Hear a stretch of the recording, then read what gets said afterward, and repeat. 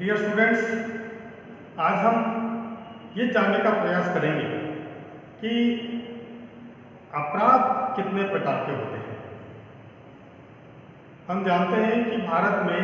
Indian panel code 1860 बना हुआ है और वो हालांकि बहुत अधिक पुराना है, लेकिन बहुत सारे अमेंडमेंट्स के साथ, अपडेट्स के साथ आज भी जो 1860 में हमारा इंडियन पेनल कोड बना था वो संपूर्ण देश में लागू है। हमें इनकी जरूरत क्यों पड़ी? हम जब टाइप्स ऑफ क्राइम की तरफ बढ़ेंगे तो पहले हमें ये जानना आवश्यक है कि हमें इंडियन पेनल कोड की आवश्यकता क्यों पड़ी। ये एक महत्वपूर्ण प्रश्न है। देखिए, सोसाइटी में कई प्रकार के लोग होते हैं और उनमें बहुत अधिक सिंसियर और सज्जन जेंटल पर्सन्स भी होते हैं। कुछ लोग ऐसे होते हैं जो धोखाधड़ी में विश्वास रखते हैं, कुछ लोग ऐसे होते हैं जो गुंडागर्दी में, मारपीट में विश्वास रखते हैं, कुछ लोग ऐसे होते हैं जो मर्डर इत्यादि में विश्वास रखते हैं, कुछ लोग ऐसे होते हैं जो प्रॉपर्टी को कब्जा करने के फिराक में रहते हैं, कुछ लोग वाइट कॉलर क्रिमिनल्स होते हैं, कुछ लोग ऑर्गेनाइज्ड गैंगस्टर्स के रूप में सोसाइटी में काम करते हैं। जिस सोसाइटी में हम रहते हैं उस सोसाइटी में डिफरेंट टाइप के पर्सन्स जो है वो रिजाइड करते हैं। ये एक विशेष प्रकार की कैटेगरी जो है वो सोसाइटी में बन जाती है और उनमें से एक है क्रिमिनल्स। सामान्यतया हमारे यहाँ जो क्रिमिनोलॉजिस्ट है जिन्होंने अंतर्राष्ट्रीय स्तर पर क्राइम के बारे में अनुसंधान किया, रिसर्च किया, चाहे वो टार्डेक देख लो, गैलीलियो देख लो, ऐसे बहुत सारे हमारे अपराध शास्त्री हुए हैं जिन्होंने अपराधों के बारे में गहन अनुसंधान किया और पाया कि हर सिविल सोसाइटी में अमूमन 5% से ज़्यादा क्रिमिनल्स नहीं होते हैं। इसका मतलब हम ये मान के चलें इन अपराध शास्त्रियों के अनुसार कि 95% लोग जो है वो सोसाइटी में क्रिमिनल्स नहीं होते हैं और जो लोग क्रिमिनल नहीं होते हैं वो एक पीसफुल लाइफ को पसंद करते हैं और वो ये भी नहीं चाहते कि उनके साथ कोई क्रिमिनल्स आकर के किसी भी प्रकार के उनके जीवन में व्यवधान उत्पन्न करें। इसलिए अब हम देखते हैं कि उन लोगों को जो सिविल सोसाइटी में अपना सामान्य जीवन बिना किसी क्राइम के बिता रहे हैं, उन लोगों की सुरक्षा के लिए राज्य का, प्रशासन का यह दायित्व हो जाता है कि उन क्रिमिनल्स को रोके जो कि लगभग 5% के करीब होते हैं, जो सोसाइटी में आपराधिक गतिविधियां फैला करके और अनपीस स्थापित करना चाहते हैं, उनकी रोकथाम करें। इसके लिए हमें सबसे पहले ये जानना आवश्यक है कि ऐसे क्रिमिनल्स जो क्राइम करते हैं, देखिए अपराध शास्त्रियों का एक और बहुत स्पष्ट सा मत है उनके अनुसंधानों के हिसाब से कि जो व्यक्ति क्रिमिनल्स होते हैं वो एक विशेष प्रकार का क्राइम करते हैं और उसी में वो अपनी एक महारत भी हासिल रखते हैं। सामान्यतया साइबर क्राइम करने वाला कोई भी व्यक्ति जो है वो मर्डर नहीं करेगा और मर्डर करने वाला व्यक्ति सामान्यतः साइबर क्राइम या छोटे मोटे प्रकार के पिकपॉकेटिंग, पॉकेटिंग या आर्सन जैसे क्राइम नहीं करेगा। तो ये बिल्कुल प्रतिपादित सिद्धांत है कि क्रिमिनल का भी अपना एक टाइप होता है और वो जिस प्रकार का क्राइम करता है उसमें उसकी महारत हासिल होती है, इसलिए वो उसी प्रकार का क्राइम करता है। मर्डर करने वाला मर्डर करेगा, चोरी करने वाला चोरी करेगा, पिक पॉकेटिंग करने वाला पिक पॉकेटिंग करेगा, आर्सन करने वाला आर्सन करेगा, है ना। वाइट कॉलर वाला वाइट कॉलर बन के ही क्राइम करेगा, सोसाइटी को पता ही नहीं चलेगा। तो इसलिए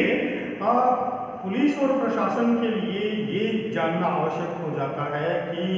अपराध कितने प्रकार के होते हैं, या हम दूसरे सिरे में ये देख सकते हैं कि अपराधी कितने प्रकार के होते हैं, कैसे कैसे हो सकते हैं। तो इसको एक सिंपल चार्ट के रूप में हम देखना चाहेंगे कि ये जो मैंने आपको बताए हैं अलग अलग कैटेगरी के हिसाब से बताए हैं। अलग अलग अपराधियों के अलग अलग मत हो सकते हैं कि वो किस कैटेगरी से इसके जो वो टाइप्स को समझाएं। तो सबसे पहले मैंने आपको बताया कि ऐसे व्यक्ति जो सोसाइटी में होते हैं और वो क्राइम करते हैं कुछ विशेष प्रकार के उनकी चाहे परिस्थितियाँ हो या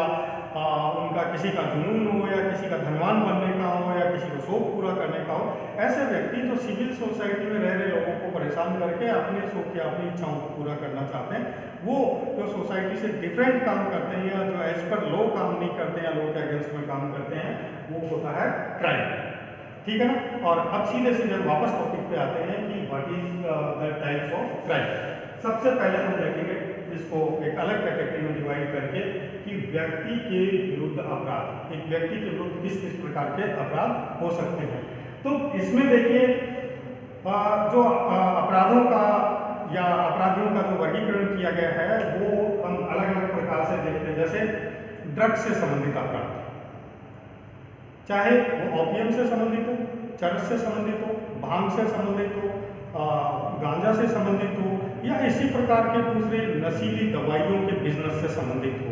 अगर वो इलीगल कोई इस प्रकार का काम करता है तो उसको अपराधों की श्रेणी में रखा जाता है। तो जो ड्रग क्रिमिनल्स होते हैं वो इस प्रकार का काम करते हैं। दूसरे पॉलिटिकल क्रिमिनल्स भी होते हैं। एक बहुत बड़ा बहस का मुद्दा बना हुआ अंतर्राष्ट्रीय स्तर पर कि राजनीति में अपराधियों का क्या स्थान है या उनको क्या उनको उसमें हिस्सा लिया जाना चाहिए। तो चाहे वो वोट डालने से संबंधित हो या सत्ता हथियाने से संबंधित हो, कुर्सी से संबंधित कोई मामला हो, किसी पॉलिटिकल पार्टी से संबंधित कोई मामला हो, अगर उसको किसी प्रतिपक्ष को डाउन करने के लिए अगर किसी प्रकार का अपराध करते हैं तो हम उसे पॉलिटिकल क्राइम के नाम से जानते हैं। सामान्यतः जैसे आर्सन है तो किसी शॉप में, किसी गोडाउन में और वहाँ घुस करके चोरी करना। पिक पॉकेटिंग है, अमूमन हम रोज अखबारों में पढ़ते हैं कि ट्रेन में जाने वाले लोग, बस में जाने वाले या सार्वजनिक स्थानों पे लोग, भीड़ भाड़ वाले स्थानों पे लोग जहाँ खड़े रहते हैं वहाँ ऐसे क्रिमिनल्स आते हैं, वो जेब काट करके उसकी राशि, धनराशि, डेबिट कार्ड, क्रेडिट कार्ड जो लेकर के चले जाते हैं। इसमें एक चीज और हम अलग से भी कभी चर्चा करेंगे, साइबर क्राइम भी है। साइबर क्राइम देखिए एक बहुत बड़ा हिस्सा है अपराधों का बन चुका है, क्योंकि आजकल विशेष करके लॉकडाउन के बाद तो हमने इस प्रकार की बहुत सारी चीज़ें देखी है कि जो क्रिमिनल्स है वो ऑनलाइन ही क्राइम करने लगे। तो इंटरनेट के माध्यम से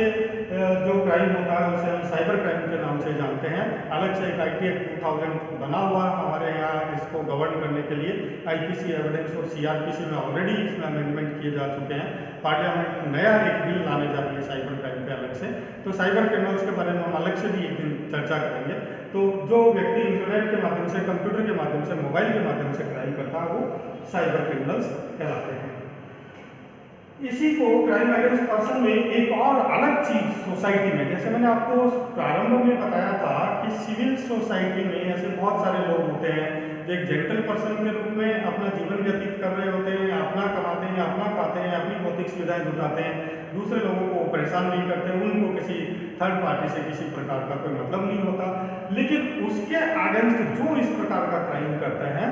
हालांकि IPC में 499 में डेफामेशन, एक मानहानि अलग से भी शब्द दिया हुआ है, कुछ इसी प्रकार के टाइप ऑफ क्राइम्स हम देखते हैं। जैसे हेट क्राइम है, एक दूसरे के प्रति हेट फैलाना, घृणा फैलाना। जेंडर से संबंधित क्राइम है, महिलाओं के द्वारा पुरुषों के विरुद्ध या पुरुषों के विरुद्ध महिलाओं के द्वारा केवल इस प्रकार का क्राइम किया जाना जो कि जेंडर बेस्ड होता है। सबरीमाला मंदिर का मामला जैसे हमने देखा। रेस से संबंधित या जो स्ट्रीट क्रिमिनल्स होते हैं, हमारे गलियों में छोटे मोटे घूमने वाले जो क्रिमिनल्स होते हैं, जो व्यक्तियों को चाकू मार करके या पिस्टल दिखा करके लूटपाट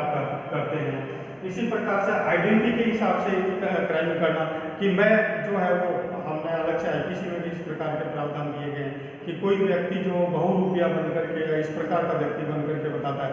कि मैं अमुक व्यक्ति हूँ और तेरे लिए ये काम कर दूंगा, तो आइडेंटिटी छुपा करके और इस प्रकार का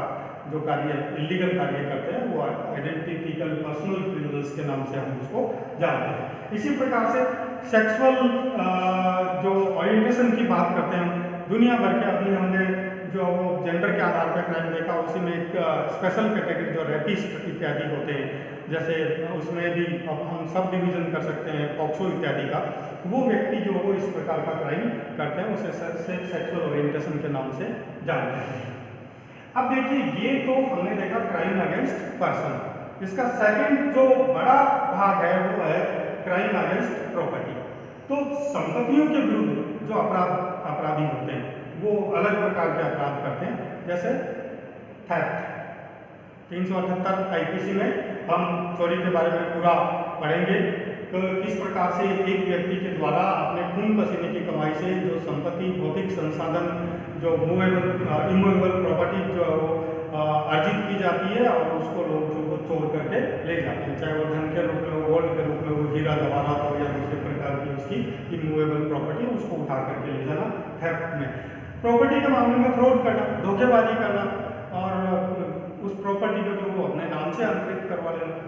इसी प्रकार से फॉर्जरी करके कि किसी एक्स व्यक्ति की प्रॉपर्टी थी और वो वाई व्यक्ति के नाम से शो कर देना फॉर्जरी करके। तो इस तरह से जो वो एक व्यक्ति की जो मूवेबल प्रॉपर्टी है, एक तरह से हम देखें, या इमूवेबल प्रॉपर्टी है ना, ये ट्रांसफर ऑफ प्रॉपर्टी एक्ट में हम टेंजिबल इंटेंजिबल के नाम से भी पढ़ेंगे। तो इस प्रकार की प्रॉपर्टी को चुरा के लेके चला जाना, फ्रॉड के माध्यम से उस प्रॉपर्टी में फ्रॉड या धोखाधड़ी करना या फॉर्जरी करना, इस प्रकार से आजकल हम देखते हैं कि रियल एस्टेट के जो कारोबारी है या उससे संबंधित या उससे जुड़े हुए लोग जो है वो ज़मीनों पे कब्जा करना, भवन बनाना, भवन को इलीगली बेचना, है ना, प्रॉपर्टी को दूसरे के नाम से नामांतरित करना, ये इस प्रकार के जो अपराध हैं वो क्राइम अगेंस्ट प्रॉपर्टी के अंतर्गत आते हैं। देखिए, एक और प्रकार के क्राइम के बारे में मैं आपको, तीसरे प्रकार के क्राइम के बारे में बताना चाहूँगा, जो कि ऑर्गेनाइज्ड क्राइम के नाम से जाना जाता है, संगठित अपराधों के नाम से जाना जाता है। हम देखते हैं कि बहुत सारे लोग ऐसे होते हैं जो एक गिरोह के रूप में काम कर रहे होते हैं और वो उसी प्रकार का अपराध करते हैं। जैसे हम देखते हैं कि गैंगस्टर्स है, या कोई विशेष प्रकार का क्राइम करना है कि 10 लोग जो एक एक शहर में छोड़ दिए और वो उसी प्रकार का अपराध करते हैं। पिछले दिनों हमने अखबारों में पढ़ा, कच्चा बनियान गिरोह के नाम से एक व्यक्ति था जो बच्चों को उठाने का कार्य करता था। कुछ लोग जो गैंगस्टर के रूप में जो भीख मंगवाने के काम भी करते हैं, या कुछ लोग गैंगस्टर्स के रूप में ऐसे हैं जो एक विशेष प्रकार के लोगों को जो वो उनकी हत्या करते हैं, मर्डर करते हैं, या विशेष करके जैसे हम देखते हैं कि ड्रग क्रिमिनोलॉजिस्ट होते हैं या जो शराब से संबंधित कारोबारी होते हैं, वो अमूमन इस प्रकार के